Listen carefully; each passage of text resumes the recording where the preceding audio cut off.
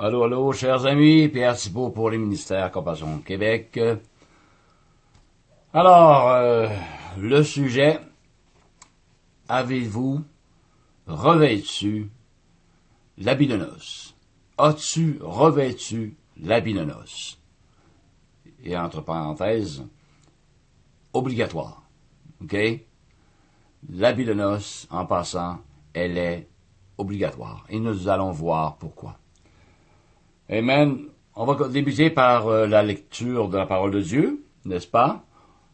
Les réponses s'y trouvent dans ce livre si précieux. Alléluia. Donc, parabole des noces, ça s'intitule. On y va. Jésus, prenant la parole, leur parla de nouveau en parabole et il dit: Le royaume des cieux est semblable à un roi qui fit des noces pour son fils. Il envoya ses serviteurs appeler ceux qui étaient invités aux noces. Mais ils ne voulurent pas venir. Ah, ils étaient invités, mais ils ne voulurent pas venir. Pourquoi? On va peut-être le savoir un peu plus tard. Alors, il envoya encore d'autres serviteurs en disant: Dites aux conviés, voici, j'ai préparé mon festin, mes bœufs et mes bêtes grasses sont tués, alléluia, tout est prêt, venez aux noces, alléluia. Vous savez, vous comme moi, c'est plaisant, c'est vraiment même un privilège d'être invité à des noces d'un mariage quelconque, soit de nos amis ou dans notre parenté. Alléluia. Alors, malheureusement, en parenthèse, j'avais été invité aux noces pour le 4 juin dernier. Un de mes amis, alléluia, mais malheureusement, je n'ai pas pu y aller. Amen, hallelujah. Anyway, on va refermer la parenthèse. J'aurais bien aimé y aller. Hallelujah. On continue donc. Et, mais sans s'inquiéter de l'invitation, les personnes, ils s'en allèrent, celui-ci à son champ, celui-là à son trafic. OK, ils sont invités aux noces, mais moi, c'est pas ma raison pour laquelle je n'ai pas été aux noces de mon ami. C'est autre chose. Mais en ce qui concerne les noces de l'agneau, hallelujah, quelques-uns dirent aux serviteurs du roi, ils allèrent celui-ci à son champ, l'autre à son trafic, et les autres se saisirent des serviteurs, les outragèrent et les tuèrent. Oh là là. Le roi fut irrité, je comprends donc. Il envoya ses troupes, fit périr ses meurtriers et brûla leur ville. Quintoué, le roi, on sait que mainmise sur tout son royaume, ok, qu'il gère, ok. Alors, ça lui a été permis à ce roi-là d'envoyer une armée et détruire, hallelujah, la ville de ces personnes qui avaient été invitées aux noces de l'agneau. Alors il dit à ses serviteurs, les noces sont prêtes, mais les conviés n'en étaient pas dignes. Alors, allez donc dans les carrefours et appelez aux noces tous ceux que vous trouverez. Ses serviteurs allèrent dans les chemins, rassemblèrent tous ceux qu'ils trouvèrent, méchants et bons. OK? Retenez bien ceci, méchants et bons. Je répète, ses serviteurs allèrent dans les chemins, rassemblèrent tous ceux qu'ils trouvèrent, méchantes personnes et bonnes personnes. Hallelujah. Et la salle des noces fut pleine de convives. Ben écoute un peu, Pierre, t'es sûr que le roi, qui est représentatif du Seigneur Jésus, que le Seigneur Jésus, finalement, dise « Venez les méchants aussi dans ma salle de noces, afin que ma salle de noces soit pleine. Non seulement les bonnes personnes, mais venez aussi les méchantes personnes, venez en grand nombre, afin que ma salle, hallelujah, de noces soit pleine à craquer. » Mais on pourrait peut-être penser que Jésus a perdu un petit peu la raison. Pourquoi il inviterait des méchantes personnes, hallelujah, à la salle de noces? Pour que la salle soit pleine? Seulement que ça? Il me semble que c'est pas nécessairement une très logique raison, hallelujah. On continue. Le roi entra pour voir ceux qui étaient à table. Et il aperçut là un homme qui n'avait pas revêtu un habit de noces. Oh! Alors le roi, ou Jésus, entre dans la salle des conviés, là où a eu lieu la noce, va avoir lieu la noce, se promène entre les rangs, salue ses convives, leur souhaite la bienvenue, tout à la fois, et ça nous dit qu'il aperçoit un homme qui a, et Jésus, le roi était vraiment surpris, qui n'avait pas revêtu l'habit de noces. Donc, le roi lui demande, ou Jésus, « Mon ami, comment es-tu entré ici sans avoir un habit de noces? »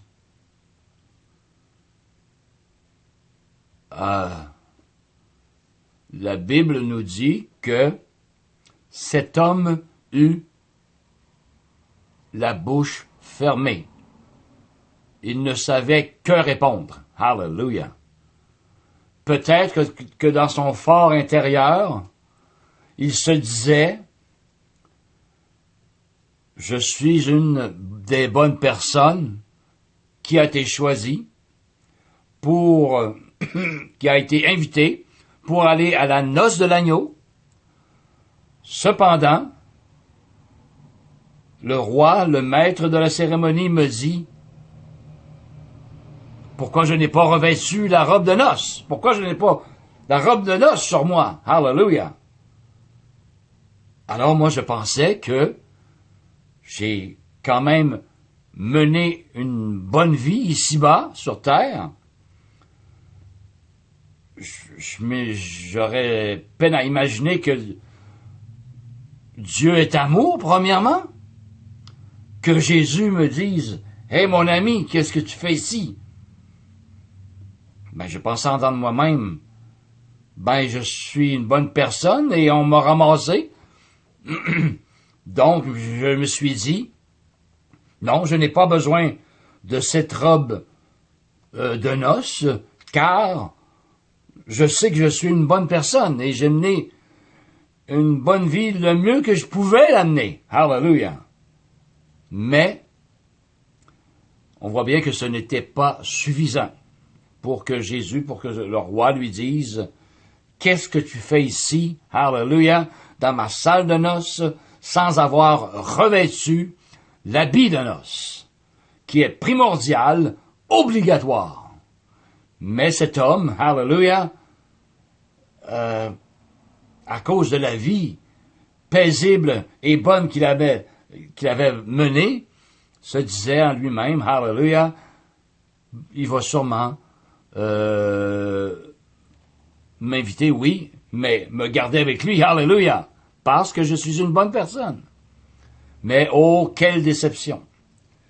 Et vous, cher ami, hallelujah, après votre mort, hallelujah, vous qui allez être l'autre côté, dans l'éternité, vous qui êtes une bonne personne, une très bonne personne, je dirais même, qui avez aidé votre prochain, qui avez fait des bonnes œuvres, hallelujah, qui avez donné des dons à des organismes qui en avaient besoin pour toutes sortes de raisons. Vous pensiez peut-être que vous pourriez être de l'autre côté, en même place que tout le monde, en parenthèse, parce que c'est pas tout le monde qui va aller au ciel, parce que vous êtes une bonne personne. Mais vous vous êtes séduit vous-même. Vous n'avez pas revêtu la robe de noces, comme cet homme, dans l'histoire de la parabole des noces. Il fut la bouche fermée, nous dit la Bible. Hallelujah. Donc, si on poursuit, la lecture. Alors le roi dit au serviteur, liez-lui les mains et les pieds, et jetez-le dans les ténèbres du dehors, où il y aura des pleurs et des grincements de dents. Car il y a beaucoup d'appelés, mais peu d'élus. Donc, chers amis, ne vous trompez pas. La Bible est claire là-dessus, hallelujah. Par votre bonne vie, par vos bonnes œuvres, hallelujah, par votre bonne personne que vous êtes, vous ne pouvez hériter du royaume de Dieu. C'est une impossibilité, sans avoir revêtu l'habit de noces. Hallelujah. Et maintenant, je vais vous expliquer ce qu'est l'habit de noces. D'accord?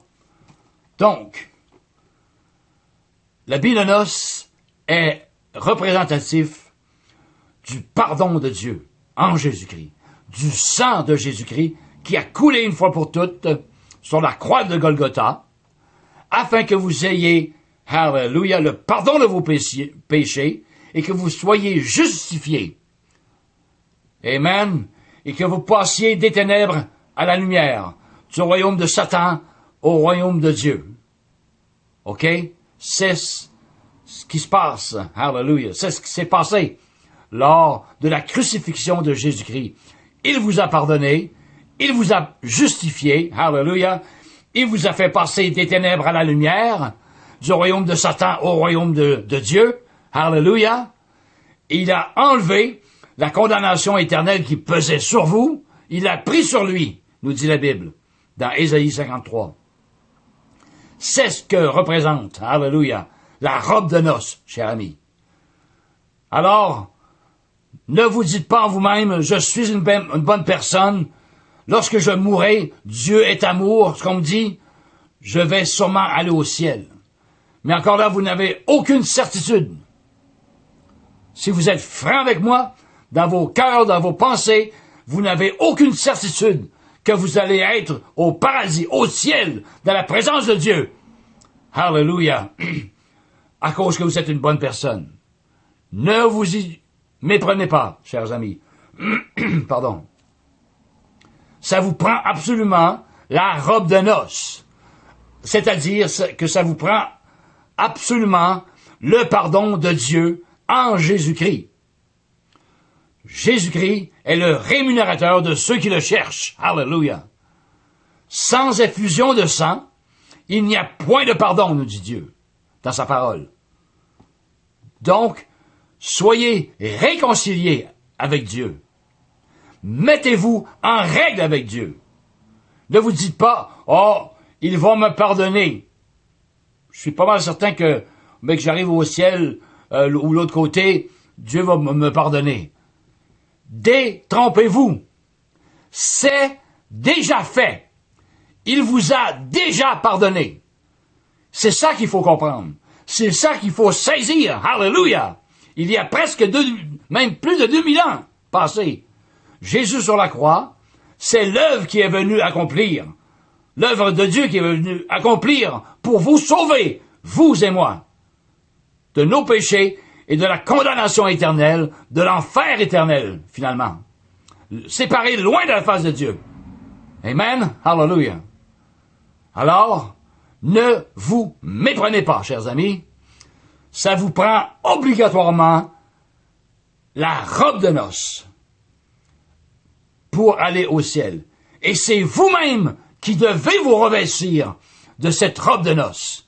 Hallelujah! Au moyen de la foi, croyez que Dieu vous a pardonné en Jésus-Christ tous vos péchés. Qu'importe ce que vous avez fait dans votre vie, il vous a tout pardonné. Et vous allez devenir une nouvelle créature. Et vous allez devenir un enfant de Dieu. Pourquoi? Parce que sans cela, vous n'êtes pas un enfant de Dieu. Vous êtes de la création de Dieu, mais à cause du chaos qui s'est passé, il y a bien, bien longtemps dans le jardin d'Éden, hallelujah, l'homme s'est séparé de Dieu, a été séparé de Dieu, et cela à cause du péché. L'homme a été maudit, hallelujah, à cause du péché qui s'est trouvé chez lui un jour. Amen. Donc, vous avez besoin de vous réconcilier avec Dieu, et c'est Dieu qui a fait la job. Hallelujah. Permettez-moi cette expression. Dieu a envoyé Jésus-Christ. Vous n'avez pas besoin de faire aucune œuvre. Aucune dizaine, comment on appelle ça, là, des neuvaines, plutôt. Aucun sacrifice. Vous n'avez pas besoin de ça. Hallelujah. Dieu a tout accompli par son Fils Jésus-Christ à la croix de Golgotha, il y a un peu plus de 2000 ans. Recevez le pardon de Dieu dans votre cœur, au moyen de la foi. Hallelujah. Et vous serez sauvés. La Bible nous le garantit. Hallelujah. Vous aurez la paix intérieure, la vraie paix intérieure, hallelujah, étant pardonné, étant justifié de vos anciens péchés. Et vous serez devenu une nouvelle création, une nouvelle créature. Et maintenant, vous devez, hallelujah, à partir de ce moment-là, de marcher en nouveauté de vie, hallelujah. Dans la justice de Dieu, dans l'amour de Dieu, dans la sainteté de Dieu également. La Bible nous dit, quand on reçoit Jésus comme Sauveur et comme Seigneur, la Bible nous dit que nous devenons non seulement un enfant de Dieu, mais nous sommes sanctifiés par la parole de Dieu. OK? Donc, nous devenons un saint. Hallelujah. Amen. Ah, je croyais que les saints étaient tous au ciel. Non, non. Les saints, ce sont les croyants, et ceux qui vivent par la foi, et ceux qui obéissent à la parole de Dieu. Sanctifié, ça veut dire vivre à part de ce monde. Nous sommes dans ce monde, oui, bien sûr. Je travaille dans ce monde, je vis dans ce monde, je mange ici, je vais faire mon épicerie. Je vois d'autres personnes également dans ce monde, hallelujah. Mais nous vivons à part, hallelujah, dans notre cœur et dans notre manière de vivre et notre manière de parler également, hallelujah. C'est ce que nous dit la Bible. C'est la parole qui nous sanctifie, pas nous autres mêmes. C'est pas un homme qui va déclarer une autre personne après sa mort, 10 ans après sa mort, « Ah, maintenant je le déclare saint. » Non, non, non. C'est les vivants qui reçoivent Christ dans leur cœur au moyen de la foi, se repentent de leurs péchés, hallelujah, deviennent enfants de Dieu et deviennent sanctifiés, deviennent saints. Jésus a dit à ses croyants, à ses disciples, « Vous êtes saints, car je suis saint. » Amen, hallelujah. Mais il faut marcher et continuer, hallelujah, à marcher dans la sainteté. Et rechercher la sainteté, nous dit la parole de Dieu, sans laquelle personne ne verra Dieu. Amen. Ce n'est pas tout de croire en Dieu. Oh, je crois en Dieu. Ou je crois que Dieu existe. Ce n'est pas tout. C'est croire vraiment et d'obéir à la parole de Dieu. Et pour obéir à la parole de Dieu, il faut l'ouvrir. Il faut croire que la Bible est la parole de Dieu. Et c'est l'Esprit de Dieu qui habite en nous, qui va nous révéler sa parole. Amen. Cela se lie pas avec ici, cette matière-là, mais plutôt ici, hallelujah, dans le cœur. L'Esprit est ici. OK? Ça, c'est plutôt la partie de l'âme. Ici, c'est la partie de l'Esprit. Le cœur de l'homme. C'est l'Esprit de l'homme. Hallelujah. Et la Bible nous dit que Dieu est Esprit et il se révèle dans l'Esprit de l'homme. Parce que Dieu lui-même est Esprit. Il ne se révèle pas ici, au niveau des pensées ou quoi que ce soit. Au niveau de l'âme, non. Mais c'est vraiment au niveau de l'esprit que Dieu se révèle. Et ensuite, hallelujah, il transmet ces nouvelles valeurs à l'âme. OK? C'est pour ça que une personne, lorsqu'elle a rencontré Jésus, va changer du tout au tout. Hallelujah. Parce qu'il est devenu une nouvelle créature. Et maintenant, il veut annoncer à tout homme, hallelujah, le chemin, la vérité et la vie qu'est Jésus. Amen. Donc, sur ce, téléphonez-moi, ou plutôt écrivez-moi en privé sur ma page Facebook, et on va prier ensemble concernant cette robe blanche. Bien sûr, elle est blanche, cette robe de noces. Si vous n'avez pas cette robe de noces, revêtue vous-même, vous allez passer l'éternité en enfer, loin de la face de Dieu. C'est pas parce que vous êtes une bonne personne que vous allez au ciel, mais seulement parce que vous avez revêtu l'habit de noces. Seulement. Hallelujah. Sinon, c'est l'enfer qui vous attend. Donc, la robe de noces ou l'enfer éternel? Lequel des deux choisissez-vous? Amen. Père, on te remercie pour ces personnes qui ont écouté maintenant ce clip. Hallelujah. Puisses-tu faire ton œuvre dans l'esprit de ces personnes qui ont écouté ce clip et que tu puisses leur révéler qu'ils ont besoin de se revêtir de cette robe de noces. Hallelujah. Sans laquelle personne ne pourra entrer au royaume des cieux. Personne. La bonté d'un homme ne suffit pas. C'est insuffisant. Sinon, le sacrifice de Jésus aurait été fait tout simplement pour rien sur la croix. Il aurait été crucifié pour rien. Alléluia. Alors, que ton Saint-Esprit, maintenant, témoigne à ces personnes et convainc ces personnes en ce qui concerne le péché, la justice et le jugement. Et, hallelujah, merci éternel maintenant que tu fais ton œuvre. Au nom de Jésus, on te prie, on te remercie pour ces personnes qui cherchent ta face, mais qu'ils ont besoin de revêtir la robe de noces, sans laquelle personne ne pourra aller au ciel. Amen et amen. Merci, chers amis. N'oubliez pas, revêtez-vous de cette robe de noces. C'est obligatoire pour entrer au ciel. Amen.